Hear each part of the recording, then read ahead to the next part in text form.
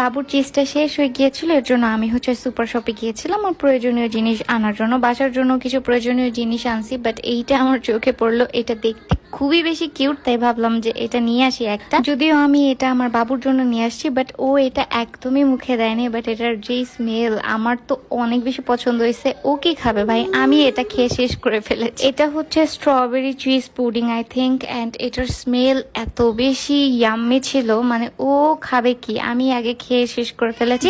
বাসার কাজ করে আমি পার্সেল প্যাকেজিং করতে বসে পড়েছি। আমাদের বিউটি লুকস পেজে কিন্তু তোমরা hair care, body care, skin care, also বেবিদের প্রোডাক্টও পেয়ে যাবা। অনেকগুলা প্রোডাক্ট দুপুরবেলা যেগুলো ছিল সেগুলো সন্ধ্যায় সেন্ড করে দিয়ে রাতের গুলো আবার পার্সেল করতে বসে। মাশাআল্লাহ এত বেশি রেসপন্স করেছো তোমরা, কি আর বলবো। রাত দিন পরিশ্রম করছি তোমাদের জন্য। দেন আমার মনে হলো যে গরুর মাংস দিয়ে রুটি খেতে ইচ্ছে করছে খুব, তো রাতের বেলায় আমি রুটি বেলে আবার গরুর মাংস রান্না করে খেয়েছি সেই ভোর 5টার দিকে, তারপর ঘুমাতে গিয়েছি।